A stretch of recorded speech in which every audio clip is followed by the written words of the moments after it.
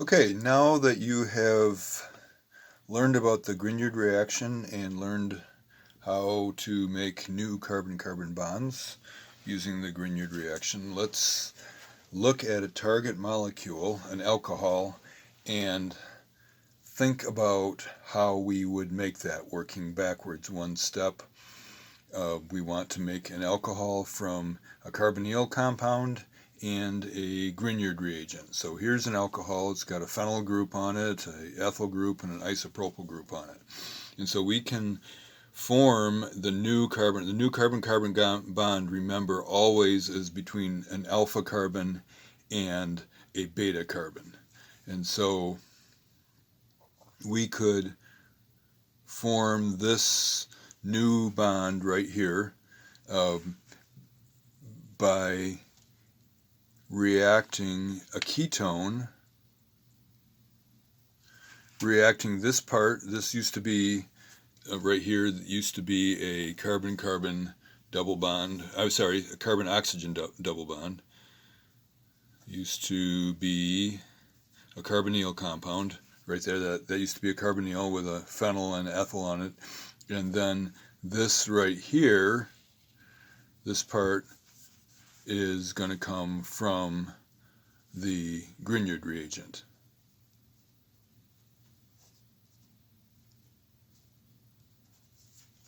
Okay, so let's work backwards then, and we can start out with the Grignard reagent, which is this isopropyl group that has a magnesium attached to it and whatever, a halogen, chlorine, iodine, bromine, whatever. And so in step number 1, we are going to react it with this appropriate carbonyl compound. So we have the benzene ring here and the carbonyl, and then we have the ethyl group attached there. So these two things will react with each other to form, almost form this compound. There'll be a minus charge on the oxygen, and step number 2 is adding H3O to put that proton on there and make that alcohol. So that's how we can break apart this alcohol into a Grignard reagent and a carbonyl compound, in this case a ketone. And then we can make a Grignard reagent. You can't buy these typically, but you dump in magnesium with the appropriate alkyl halide, and you can easily make that. Okay? So we picked a bond between the alpha carbon here and one of the beta carbons, but there are other beta carbons that we could have chosen. So what if we chose this as our beta carbon? This would be the new carbon-carbon bond that we would form in the reaction. This right here is from the Grignard. Whatever has the beta carbon on it is from the Grignard. Whatever has the bond to the OH on it is from the carbonyl compound.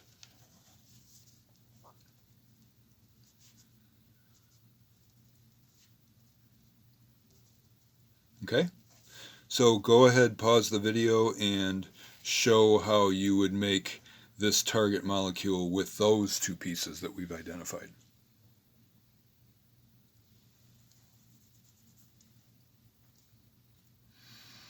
Okay, so let's see how you did.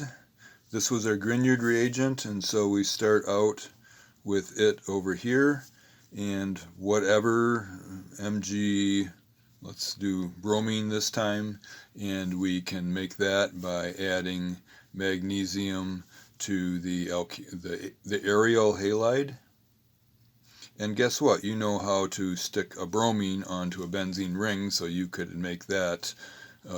Working backwards, you could make it directly from benzene by adding your Br2 and PBr3.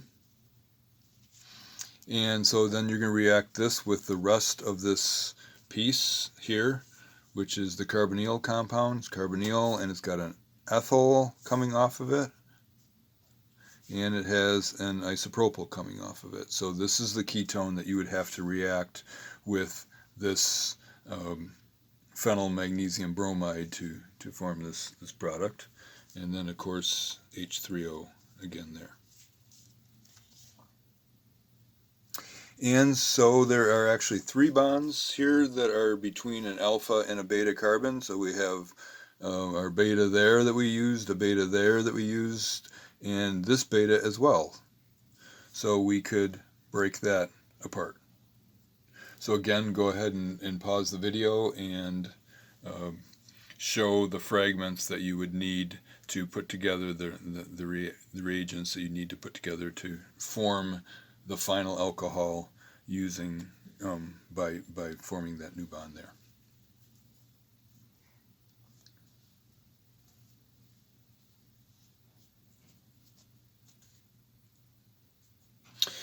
Okay, let's take a look at it here. Let me point out here that up here on the way we've drawn this out, this is a reactant before the arrow, and this is a reactant over the arrow. And so there's nothing magical about the fact that I drew the Grignard here and the ketone there. I could have put the ketone here and the Grignard there. So let's do it that way on this one. So we're drawing the ketone as the reactant before the arrow.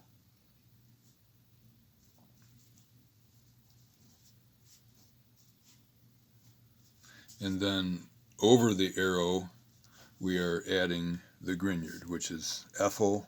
So we have ethyl Grignard, ethyl magnesium. Let's pick iodide this time. Doesn't really matter if you pick chloride or bromide, that's great. And then step number 2 is H3O. Okay, so this means the same thing as if we put this Grignard here and the ketone there. These are the 2 reagents that are reacting with each other. When they're done reacting, then we dump in H3O to add that proton onto the oxygen there. And if we wanted to show this being made, then this is the product, and here is the arrow, the reaction arrow. And so we're starting out here with iota, whoops, we don't need that many hydrogens on there, iodoethane, and that would be reacting with magnesium to form the ethyl magnesium iodide there. So this is your introduction to making alcohols by the Grignard reaction, and let me see if I can quickly find some practice problems in your textbook for you to use here.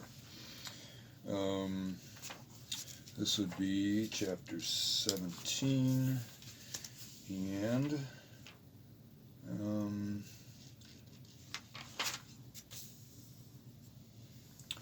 show the products containing Grignard reaction to prepare the following alcohols. Use Grignard to synthesize the following compound. Perfect. Okay, so for more practice, then you can do in chapter 17, you can do problems 9, 10, and 11. Those are within the chapter, and so they have answers in the back of the book there. So those, especially numbers 10 and 11, 9 is saying, you know, if you react this with this, what will you get? 10 and 11 are saying, if you want to make this, how would you make it? So good luck with that, and that is the beginning of your ability to synthesize a wide variety of things. And just to give you a kind of a look ahead here, if you make an alcohol, then it turns out you can react an alcohol and turn it into a variety of different things. You can turn this OH into a halogen, a chlorine, or a bromine. You can do an elimination reaction and make an alkene out of it.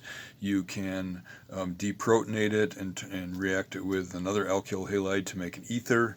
All kinds of things. And so So at the beginning here, you're learning how to make alcohols, and then after you have learned how to make alcohols, then you can convert them into other things. And then the next thing that we're going to be doing to extend the syntheses that we're already talking about here is, okay, so we're making it from these two pieces. How can we make this? And we showed how to work all the way back from benzene, but how do we make that? Well, it turns out that we can make that from the corresponding alcohol by doing an oxidation reaction, which we will talk about in the near future. Then if we make it from this alcohol, then we can work backwards with this alcohol and make it break off a piece there and make it from the Grignard and another carbonyl compound. So that's just a little quick look ahead to what you're going to be able to do in another day or two.